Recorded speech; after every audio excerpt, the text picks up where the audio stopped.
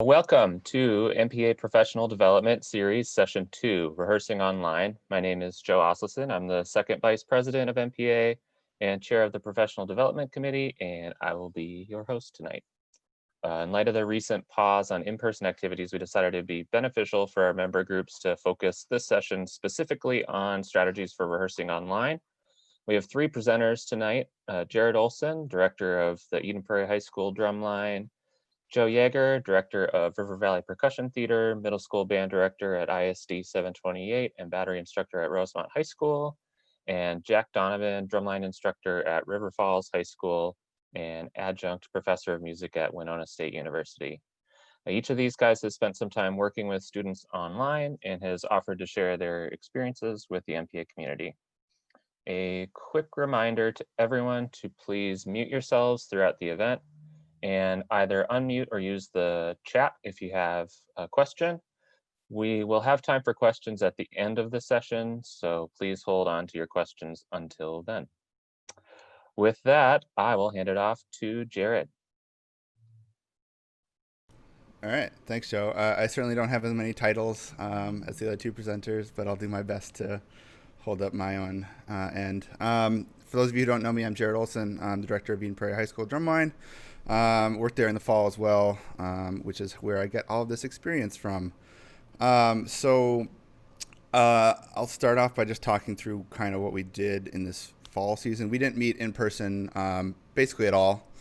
That was our choice. And to do that, we kind of wanted to test out a bunch of different ways of rehearsing and keeping kids engaged and improving without having to be there in person. Obviously, that's not perfect. And we tried some stuff that failed, and I'll let you know what that is. And we tried some stuff that worked really well, and I'll show you that as well. So basically what we did, we rehearsed from late August, mid-August or so to mid-October, so like a traditional season. We did fully online. We started off doing Mondays, Tuesdays, and Thursdays. Our normal days are Monday and Thursday, like I think most of us. And we kind of wanted to, we treat the fall season as like our warm up to drumline, kind of taking in new freshmen and, putting people in new leadership positions, much like most people would if they have a fall program.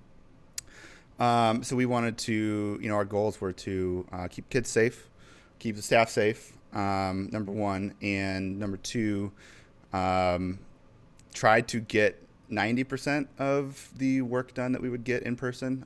We have 5 day long, 9 to 9s. We have, we go to camp in St. John's when Rosemont doesn't take it before us.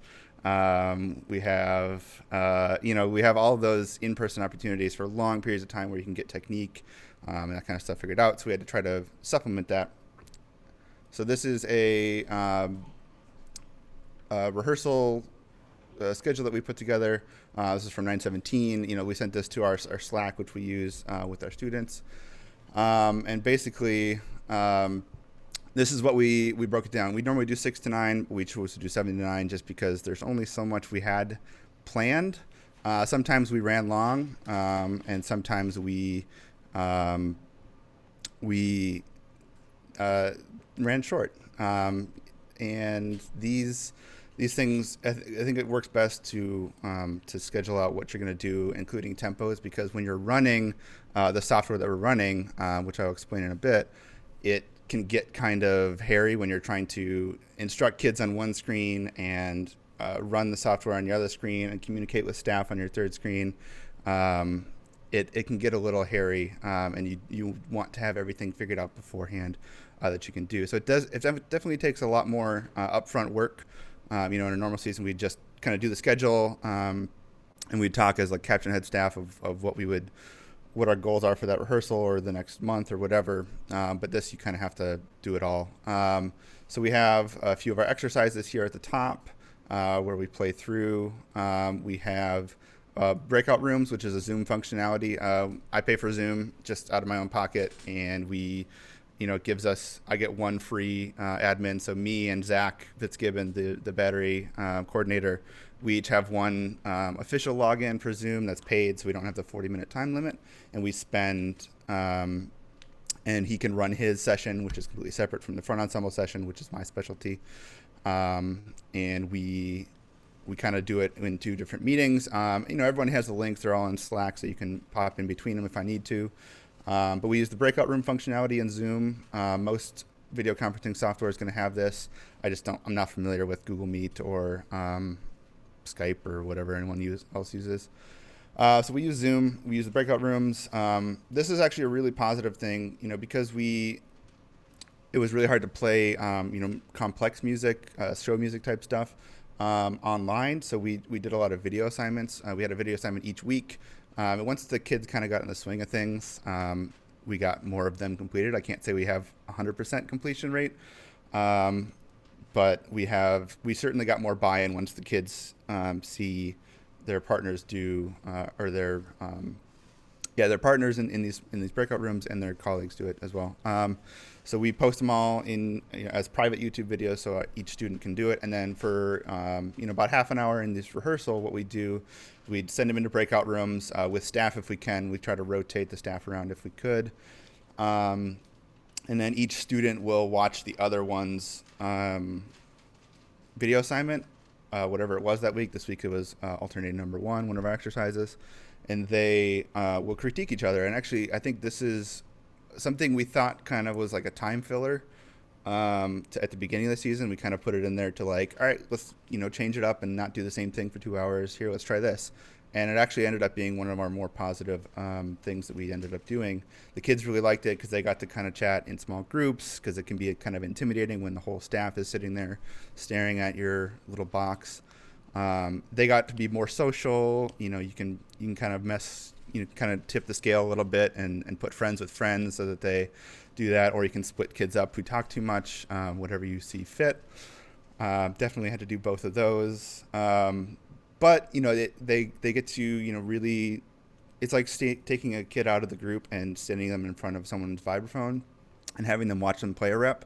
They have a lot to say because they start noticing things, and I think it's a really good learning tool to have them critique each other. And with staff there, it always remains positive. Staff or leadership, depending on how many staff members you have. So that was really positive. And then we did some Spotify stuff. I don't know that I'd recommend it. We'd put on a song and have them play on a pillow to kind of chop out and get some more juice going. It worked. It didn't have the most buy-in. Maybe it's just the way we approached it. Technically, it worked fine. Everyone was doing the same thing at the same time and achieving the goal. It just wasn't very interesting for the students to do. They could do that on their own. If they're going to do it, they're already doing it. And if they're not going to do it, then messing with it for 10 minutes isn't really going to change anything. So I'm going to stop sharing that, and I'll share. We use Logic for doing things. What we tried to do at the beginning was, we sent home instruments with the students. We were lucky enough that our band directors allowed us to do that. The instruments are still there at the students' homes. For front ensemble, for battery, we just make sure they have a stick and a pad. And I apologize, my cats are going absolutely insane right now. And I have one room, so they don't really have anywhere else to go. So what we do is we use Logic Pro. There are Zoom. I pay for it because it's what I use to write music, but GarageBand has very similar functionality, and I haven't done it because I don't have GarageBand installed on this computer, and I'm out of space, frankly. But I know it retains a lot of functionality that we use in Logic Pro. Basically, what we do is we set up a MIDI sequence of whatever we want to play that day, and I'll share my screen and show you. There's one setting that says share computer sound. You'll want to do that for sure. And this is what it looks like. So here is the file I have set up in Logic Pro. This is for the front ensemble. So you'll see I have some rehearsal notes. This only took me a few hours to set up because I'm familiar with the software. You might spend a few hours chunking through Guitar Hero, GarageBand, trying to do this yourself. But I think every hour you spend setting it up is going to be one more hour of positive rehearsal you get. So I definitely recommend doing your homework and not leaving this to the day before like I did the first night I tried it. So here we have octaves. You can see I've set it out by key signature here. We do chromatic circle, but you can kind of jump around wherever you want. I've got a little lead up time, and then it's going to sound terrible for a second here. Actually, it's not going to sound like anything until I change the audio setting to output to point to the Zoom audio device.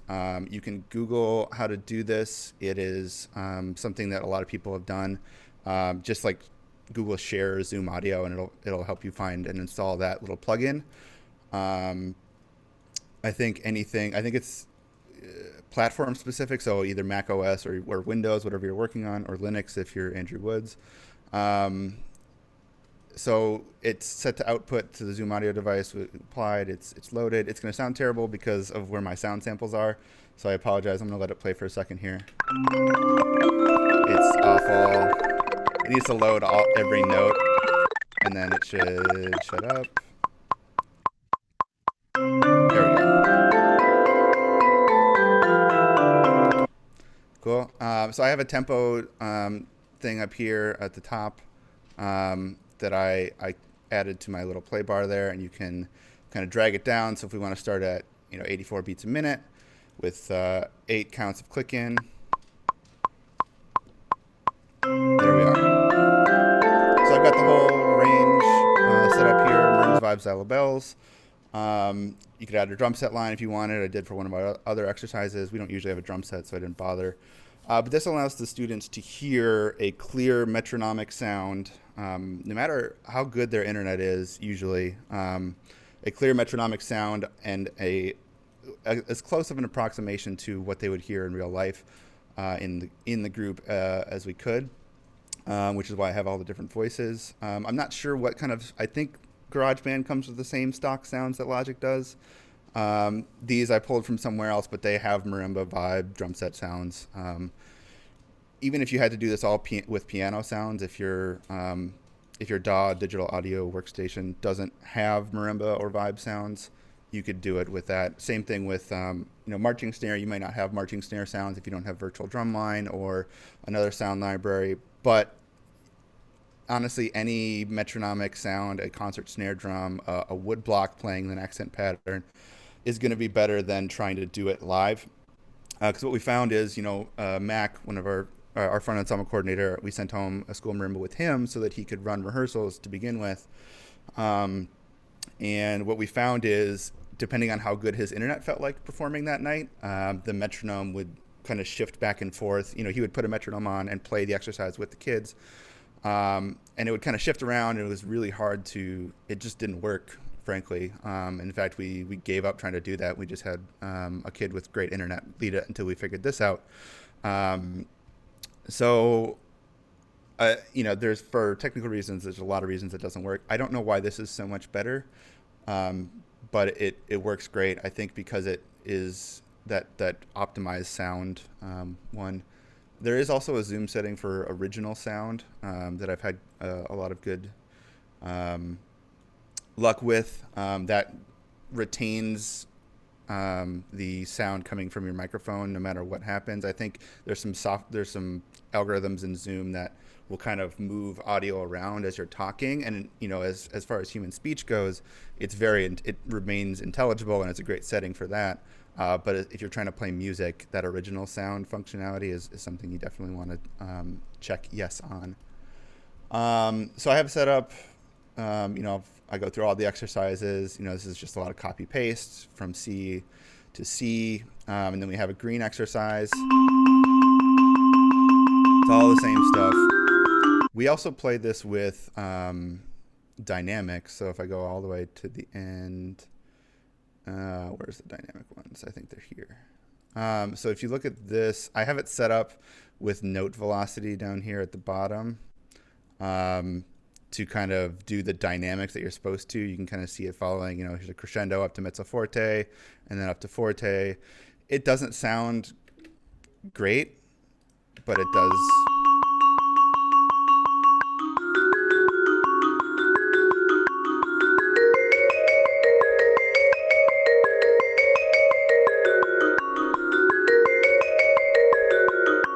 It's something. It's like a student playing it kind of okay. Maybe their low end isn't as low as it needs to be, but they're at least hearing the dynamics that they're supposed to be playing. So what we do for our students is they have headphones in their ears. Half the kids have AirPods because it's Eden Prairie, and they'll put their headphones in. So the metronome and the ensemble sound is coming from this at all times, and they'll just play along with it. So they all stay on mute. None of their audio is coming into the meeting, and the fun challenge for the staff is to figure out how do you pay so much attention to the video that probably has 4 or 5 pixels total, to give them a good comment. And you'd be surprised at how much you can really catch. A lot of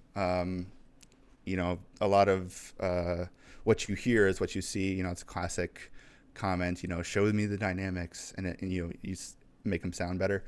So you can kind of catch that kind of stuff. You won't be able to get too much with, sound quality and that kind of stuff, but it is what it is. Question from Craig: any major issues with the delay between video and audio, or do you just have the kids listen only? We definitely have the kids listen only. I don't know that they would get too much from watching the video of the logic, kind of just sequencing through. The only reason you can see it on the Zoom call is because you have to share your audio. As far as I'm aware, I don't know of any way to just share computer audio.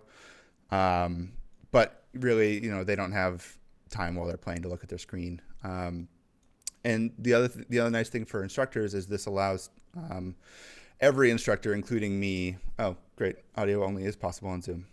So you could even just do that. But this is what we did every time with the video on, and it still worked. So that setting must prioritize the audio accordingly. This allows every instructor, including myself, to open up the thumbnail grid and make it as big as possible and watch a student. I'll pin a student's video so I can, kind of hone in on them if I want to, if I know they struggle with this technique or whatever. You can communicate with your staff if you have multiple staff members to watch one kid or the other. I'll watch Ryan, you watch Abby, it'll be great. That kind of stuff works. Or you can just kind of roam around like you would in rehearsal. And this is the closest we got to what it feels like to be in a normal rehearsal. The kids end up playing for most of the time, which is huge, I think. And it feels to them more like a regular rehearsal than a Zoom thing. So that's what we do. This also works for battery. It's not something we did because we just didn't get there with the battery staff this fall, but it's definitely something we're going to be doing this winter. I have closed my window because of whatever. So I just have a couple of bass of 8 on a hand. Oh boy, bass drums pulling from the same sound library. It's all the same stuff. I put some bass splits in that I made up. Groundbreaking, I know. Yeah. So you could do all stuff. Rolls are a little weird. Even like paradiddle stuff. I found you kind of have. There are in the sound library there are diddle sounds. Let's see, where are they? Somewhere in there. Oh, that's a quad. Yeah, like there are roll sounds, but I think they're tied to. I didn't look in the sound libraries, documentation for this. I'm sure it says something there, but I think they're tied to one tempo, or at least I couldn't figure it out in 20 minutes. So I just double the amount of notes. If I'm going to do paradiddle diddles and the snare drums, I'm going to do something like, let's see, where is it? I'm just going to double every note, and it sounds fine. It's okay. It's not the best thing I've ever heard, but it does the job. Come on, where are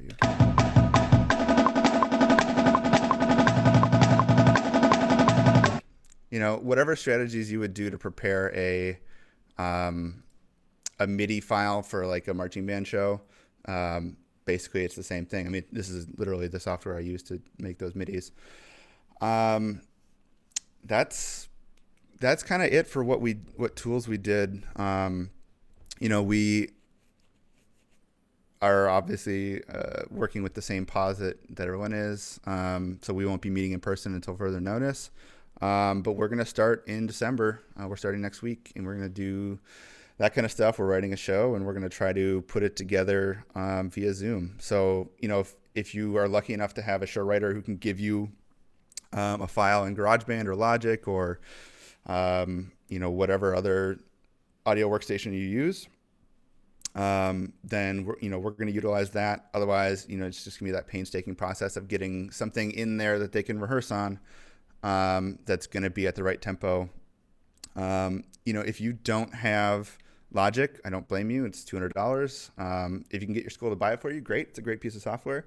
If you can't, GarageBand is free on every Mac. If you don't have a Mac, the workaround that my two brain cells figured out was Audacity is a free digital audio workstation, and it doesn't have the MIDI capabilities that GarageBand and Logic have, but it does have the ability to do multi-track stuff and kind of balance things. So if you really wanted to, you could take your phone into a practice room, record yourself playing at a bunch of different, you just have to know every tempo that you wanted to play. But you can just take it in there, play out what you want to, and do your thing. It would certainly be painstaking, but it's sometimes that's what you got to do. I don't think I have anything else. That's kind of how we did our rehearsals. Yeah, I'm interested to see what other people have to share, and good luck everybody. And I look forward to seeing what we all create. Cool. Awesome. Let's move on to our next presenter, Joe Yeager. Take it away, Joe. Awesome. All right, I'm going to share my screen. So, like I said, I'm not a Zoom user. We, at my school district, which is 728 up in Elk River, Rogers, Zimmerman, we use Google Meet. And so this is kind of a possible rehearsal structure. And this is kind of coming from the middle school band world, mostly, since that's what I'm doing every day currently. Basically, how we lay it out is we start with a group meeting. And that's good because students get to see each other, right? It's like they're the only thing really that draws them to school is seeing their friends. And I think even in a high school drumline setting, I think that's really number one, is that's what they want to do.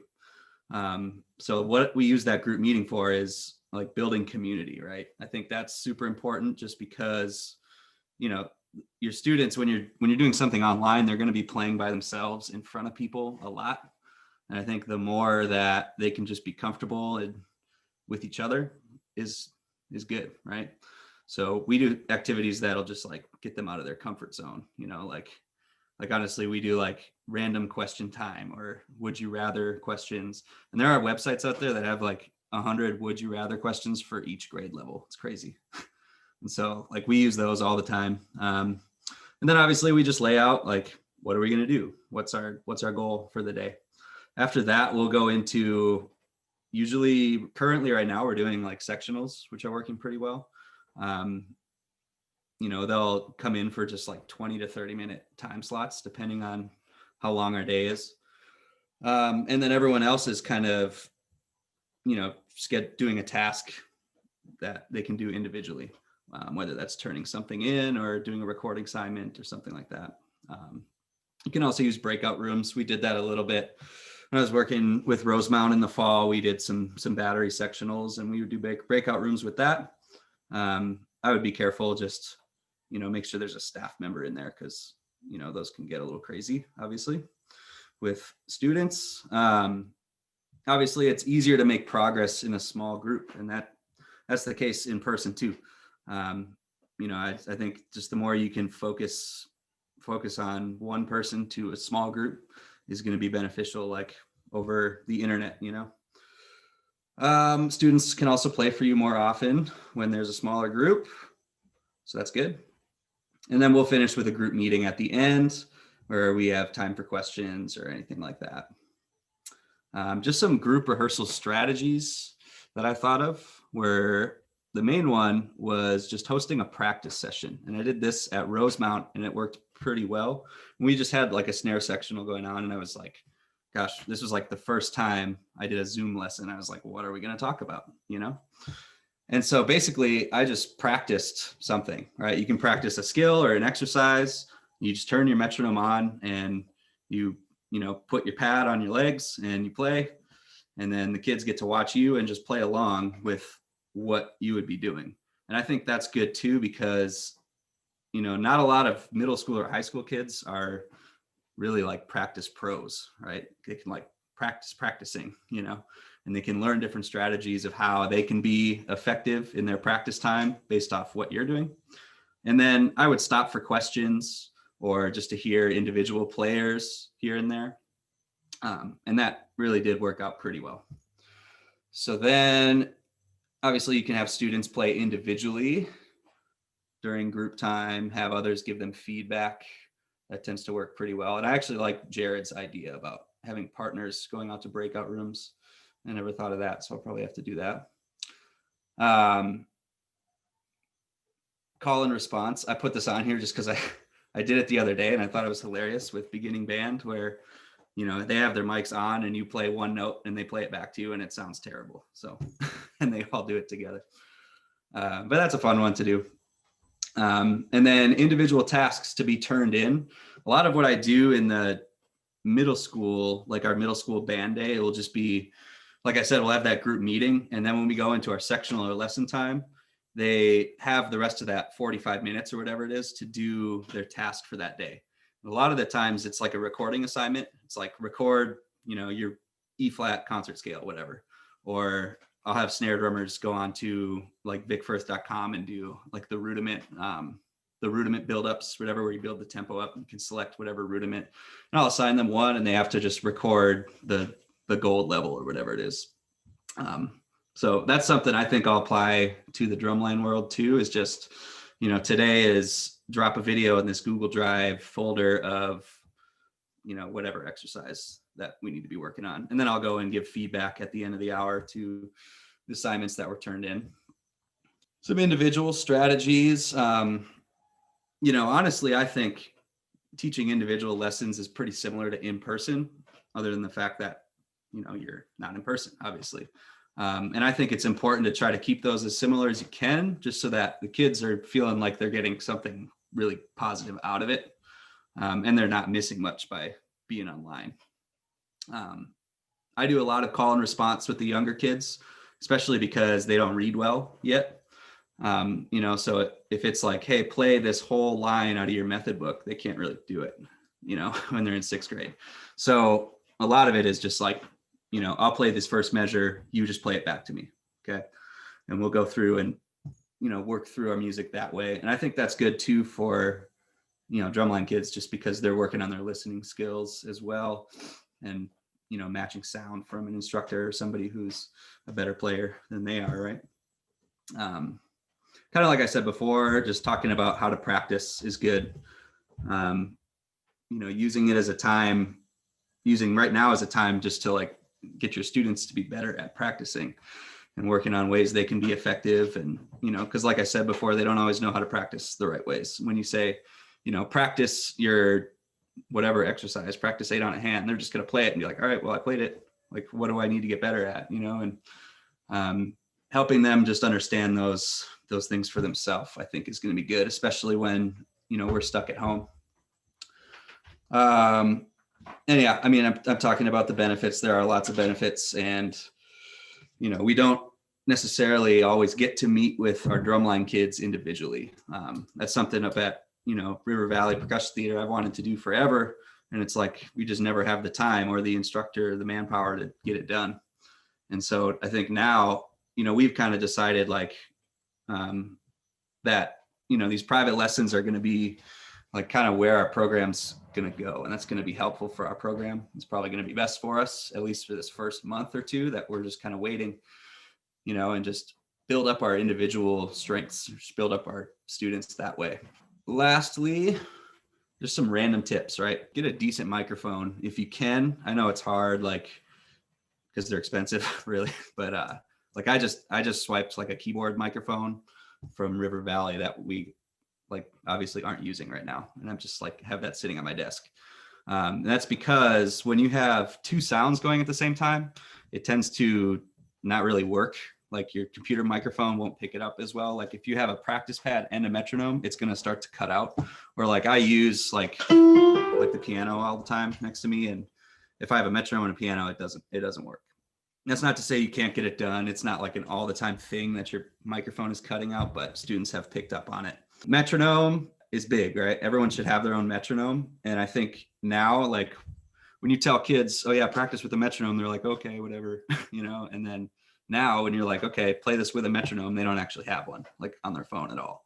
And so what I do is if you just go onto Google, you can search metronome and one pops up for you right there.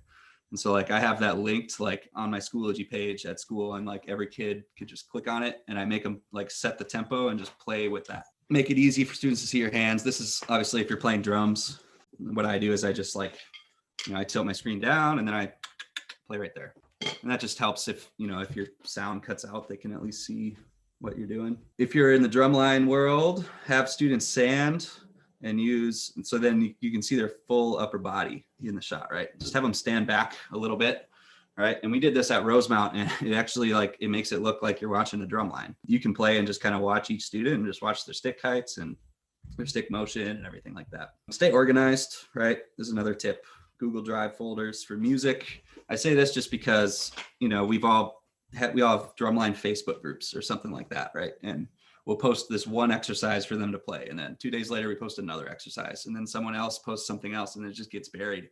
And so I think especially now when you're not actually handing music out, is just have one folder with everything in it and all the kids can reference that one folder and they know where everything is. And one thing I've heard, and I'm not super sure about this because I don't have one, is that wired internet connections work really, really well when you're doing video chats. Just from other band teachers in my district, I've heard like they can play together with students at the same time and it's pretty close. So I don't know for sure, but some others probably have one and they know what it's about. So that's kind of all I have. I tried to organize it in at least some sort of way. It was all just kind of spewing out of my brain when I was thinking about it. But yeah, I think that's it. Thanks, Joe. Yep. Lastly, we will go to our final presenter, Jack Donovan. Hi, I'm Jack. Nice to see all of you again. I a little bit about kind of my background in teaching online. I've been kind of teaching lessons online kind of throughout the whole pandemic and all that. And then I've been teaching some in person too, down at Winona State and things like that until we went online again. And then I've been doing it in the drumline setting as well with River Falls, mostly battery focused and then front ensemble focused now. So Wisconsin's kind of a wild card in terms of coronavirus, as most of us know. So I was kind of blown away by the amount of in-person time we had. And I didn't expect our season to go past the start of school. I thought once school started, it was going to be over because everybody was going to get sick. But that's the pessimist in me. So in a perfect world, pre-COVID, for the percussion section, we would have Monday night sectionals every week, basically every Monday through the fall season. We usually started like the second week of school after Labor Day or whatever. So that was kind of our opportunity to try out the online training and things like that. So what I came up with, and I was fortunate enough to have a team of, I think we had 4 or 5 staff members to kind of divide and conquer. We kind of did it all as lessons, just individual lessons. We didn't try to do any full ensemble type thing or sectional type work or anything like that. We just did individual lessons. And our ensemble was small enough where we could divide that nicely between the 4 or 5 of us and get it done in our normal 3-hour chunk, right? I feel like if we had only a couple instructors, then it would have gone. It wouldn't have been able to fit nicely into that time slot we had. So I only worked with battery folks in that situation, but some things I did with that is all on Zoom. My new favorite feature on Zoom is if you go to share screen and hit advanced, there's an option for a second webcam. And so then I have this nice overhead mic camera that I've been using. And I use this more now, obviously, with marimba stuff and front ensemble things. But when I was doing it, I would put it facing like a different angle on my hands while I was playing on a pad or something like that. And I think that having the option for students to see it in a different angle, they can kind of answer some of their own questions that they might have if they're thinking ahead and they have questions. The thing I like about this is you could just easily switch the camera back and forth with the switch camera button. And I don't know what it looks like for you, but I think there's the small picture of me, my frontal image in the top right corner, and then there's my marimba overhead, something like that possibly. But if you might have to adjust how your cameras are selected, if the overhead is your primary or not. But that's been kind of my new favorite little tool there. And I think that's been super helpful, especially now teaching front ensemble. One other thing, and this was kind of going off of what Joe was saying with the microphones. I'm running through an interface right now, and it's not necessary, I suppose. There's plenty of affordable USB microphones and affordable USB webcams that work well. But if you click on the caret down on like the mute button there and go to audio settings, then click advanced. I wonder if I can share my screen and show that info. So I think these two boxes right here have become pretty important.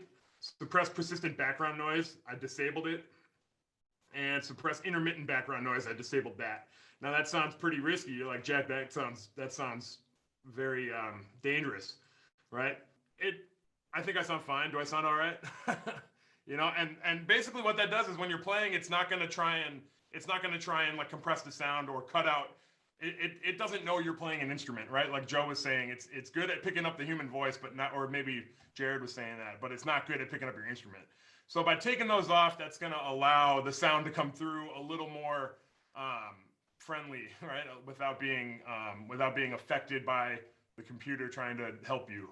Now, if a student's on an iPad, I don't think those, and a lot of students will be on iPads because those are generally nowadays distributed by their schools. I don't know if those settings are as easy to find on the iPad setting or on the mobile Zoom platform or on Google Meet or whatever other platform you might be using. I used to be a big Google Meet guy until I started using Zoom, pretty religiously, and Zoom is by far, I think, the most powerful software to use for the distance conferencing and stuff like that. Anyway, so back to the actual teaching of content. I wasn't as tech involved as Jared was with the running the logic and the MIDI files and all that. I did it the old-fashioned way, and I just played with the student as they were playing. So I would have them mute their microphones, and it's kind of tough because you're wearing two hats. You can't watch what they're doing while you're focusing on playing and things like that. So we would find out ways to plan it out where we would play it together a few times, and then I would have them turn on their metronome and their microphone so I could hear them play it in time. But I think having them try to just play with my sound coming through was kind of mimicked at least playing with somebody else, playing in a section type energy, which I think was helpful. I also think doing the only individual stuff, I think it was good to have that one-on-one time with a lot of these students who probably wouldn't get it otherwise. I said kind of maybe half jokingly to the Gap kids last week in our sectional, I was like, this is honestly probably a blessing in disguise that we just get to play on the floor for a couple weeks. You know what I mean? We don't have to worry about hitting wrong notes. We just get to learn how to hold the mallets with no consequences, basically. So I think there are certain variables that are eliminated now in this setting that allow for new, or I guess we're spending more time on the technical things rather than we got all this music note, we got all these notes to learn and things like that. So I found that to be beneficial. What we're doing at Gap is we're doing primarily sectionals and subsectional work, but we are doing some full group activity stuff. And if you have questions about this later, Brownie will be able to answer probably more of those in the question section. But we're starting off with like a full group, like dance stretch. Everybody's dancing and just doing things together. And I think that kind of works into the community building kind of aspect that I'm just kind of echoing everything Joe and Jared said. And that's how we would do rehearsal anyway. We're trying to keep it like a normal process, and I think it's working well so far. In addition to our twice weekly sectionals on Zoom or Google, we're also doing video assignments that we're doing through Facebook. I create the assignment in a Google Drive, share it in the Facebook page, and then they just submit their videos as a comment on that post to keep it all organized, keep it clean, and keep it neat. From there, then I can either respond via text, which I don't find to be very helpful sometimes, but I'll make a video responding kind of generally to the ensemble in addition to the text comments to the individuals. And I think that is a good use of time as well. But yeah, I think kind of using the tools to your advantage, like finding out how to do the share screens and how to do if you have the ability to have a second webcam or a better microphone, it's going to make the situation a whole lot better. And it allows the students to kind of see, like when we're playing for them, it allows them to see a more consistent demonstration of the technique as well. And I think that has been a good thing. So that's kind of all I got, short and sweet, a lot of echoing what everybody else, but yeah, thanks for letting me talk. Thanks so much, Jack. Now we have plenty of time. If anyone has questions for any or all of the presenters or other ideas you want to bounce off, feel free to jump in on the chat or just unmute yourself and ask your question. Hey everyone, I just have one tip to add in. This is probably not going to be a very popular service to use, but at our previous rehearsal this past Monday, we tried using Microsoft Teams, and that seemed to work pretty well. The thing about Microsoft Teams is that it actually does not, as far as I know, it doesn't have built-in noise suppression like Zoom or Google Meet do, or maybe some other platforms do. So it doesn't automatically drown out metronome sounds or sounds of drumming or those kind of what it thinks are background noises, which for us obviously works better because we want to hear those things. That's what we found, at least. It might be that maybe I don't have the latest version of Microsoft Teams or whatever, but that seemed to work pretty well for us. And if you're trying to play a video, like play a YouTube video of a show, WGI show, that seems to work pretty well too over Microsoft Teams versus what I've seen at least on Zoom or Google Meet, where the sound quality and the video quality are kind of lacking if you're trying to share a video that's going on YouTube. I think Microsoft Teams, I think there might be some free versions of that. There might be some limits on that. I get it through work, so that works well for me, but maybe some of you get it through work or you want to pay for the trial or whatever, but that's another option in addition to Google Meet and Zoom that seems to have worked pretty well for us so far. Thanks, Vlad. Looks like we do have a question in the chat from Kenyon. Has anyone tried using some alternative play-along video/audio streaming services outside of Zoom or Google Meet, like Jamzam? Anyone tried anything like that? I haven't. We used YouTube for a couple of things. There's a setting when you share your screen, Vlad, I'm not sure if you know about this. They added it in the last couple of months. I don't think it was in there like in June, but it's optimized screen share for video clip, and then also share computer sound, which is what I did for the Logic thing. And both of those, we've watched like full on YouTube videos of shows and stuff. So I think with those two settings, you should be able to do any kind of anything on the internet. Like if it sounds good on your computer with those two settings, chances are it'll sound fine to other people. The only thing I found that doesn't work is playing along live into a piece of software like Logic or GarageBand. It's like it sounds awful for me playing it. Like I can't even play with my own metronome. So don't try to do it live. I would love to know what Jamzam is. I just looked it up. It's literally software intended to sync up people remotely trying to play together. That's it. It's what we need. There it is. That seems useful. I know some universities and stuff are doing some zero latency type things where they have adjacent rooms and they kind of hook up two computers with a cable, kind of like what we were talking. It's like when you're on the hockey tournament and everyone brings their Xboxes and you play Halo through the two room, the old LAN parties, kind of similar to that. I don't know what context that could have in our setting. Maybe when we go back into it and we need lessons, but we can't be in the same practice room. So, I don't know that, but that's just a thought that just kind of spurred that thought. Hey, I went and looked in my audio settings to do the disable the background audio that Jack had. So I'm on the free version on my personal stuff. So I didn't have all those options. So I don't know if like Jack, are you on like the full version? I have that through school, but I didn't have that on my free one here for personal use. I'm signed in under my personal Gmail, so I would imagine I'm on the free version as well. But so you can see my screen here, right? Yeah. So if I go Zoom preferences, Audio and then advanced. You don't have that advanced button down there? No. Maybe I do. Oh, Let me check. I wonder what version of if I'm on like an old version or something. I don't know, but that's how I've found it. But like I said, I mean, I've had the issue with students on tablets or phones where they're unable to get to that location as well. So I don't know if that's. I don't think I'm running the professional version of or the paid version of Zoom right now. I don't think that option is available on phones either. So if you have students who are trying to use their phones with Zoom, they probably won't be able to turn off the background noise suppression. And I think Google Meet also just doesn't have that option at all, from what I could see at least, to turn off the noise suppression, but it does do noise suppression. I haven't had an issue with Google Meet having the noise suppression thing, so I don't know. We've got another question here from Sam. He's asking, what are some techniques that have been used to teach bass drum online? More specifically, any recommended approaches to working on split parts? Anyone have experience with that and want to jump in? I guess I would stick with like the tried and true Jedi eights or roaming eights exercises to work on eighth note subdivisions and things like that. But yeah, I guess putting them together in context of the section, I guess I would have to think a little bit about how to do that. I think maybe an option like Jared was doing is putting together a play along track. Maybe you can delete each student's part. You know what I mean? So it's like, this is the 4 through 5 split part. So that's for bass 1 or something like that.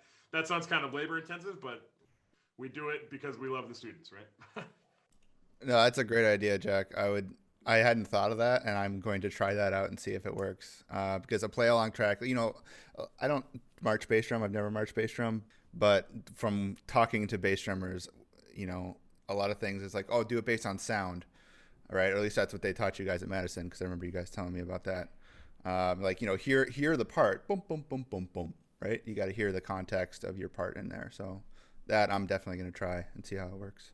Yeah, another thing I think that would be helpful for students is kind of to what Joe was talking about with having kind of Google Drive full of all of your materials for the year.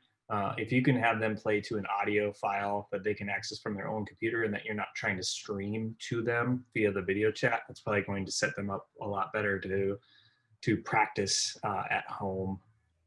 Is anybody facilitating the shipment or delivery of front ensemble instruments to their students' homes? I know we're doing that at Gap. I think soon here we're gonna get the marimbas going. RCR will too. Burnsville, we did that on Monday. We took them all out, shoved them through their front doors. Did you have students pick them up, or did you like bring the trailer out and deliver them? Delivered them. Yeah, Gap is gonna deliver as well. Wow, I made my students come pick them up in August. Now I feel like a jerk. Thanks. Any other questions or thoughts anyone has they want to share? I have a question for Jared. So you talked about putting a show together virtually. What's like the end goal with that? Well, I failed high school English, so maybe I shouldn't reference this, but my English teachers always told me to think of your audience, right, when you're writing a paper. So, our idea is kind of coming from like, what is our audience going to be and how are they going to consume this? So it's going to be parents and friends who are going to care about what we create, and they're going to be watching it on a device. They are not going to see it in person. I don't, for us anyways, I'm saying stuff, as like it's matter of fact, but of course we roll with whatever comes. But I don't see us getting together to put this on a floor and make it into a quote unquote drumline show. But that's what all the kids want. It's what all the parents want. It's what I want.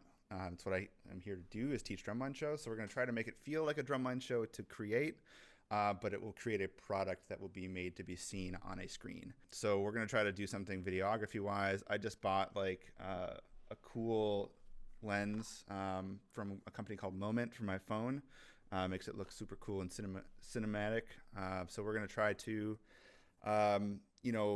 one thing we can do, even socially distance in, early April through May or so, whenever we end up stopping, is get outside safely, because I don't think frankly, I don't think they're going to let us back into school until next September. So, I think whatever we could do alone with just me and a camera 10 feet away from somebody, have one kid come in, or, hey, we're going to record your part today.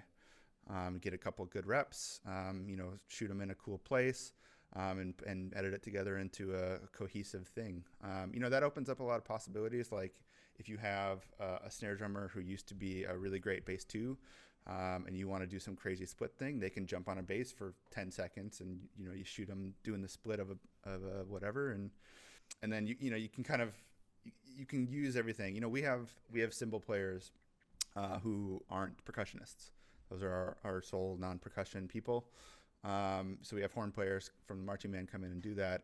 And for them, I don't really love the idea of teaching cymbals online. So we're going to have them play their home instrument. We're going to design that into the show. We've got a trumpet player and a saxophone player, so why not? Utilize that. We'd be able to anyways. And as far as I'm concerned, there are no rules. So we're just going to try to create a cool video of a 5-minute drumline show. It's going to tell a story like we usually do, but that's our plan. We'll see if it works. I've heard about this too. Kenyon mentioned in the chat. If you're thinking of making a Zoom drumline experience, check out the Cavaliers session this year from PASIC. I did not see that, but I heard that was very cool. Historical retrospective of Cavi cadences, performance of one cadence from each decade of the Corps' existence, top-notch production value, mixing, etc. So that could be something worth checking out if you haven't seen that already.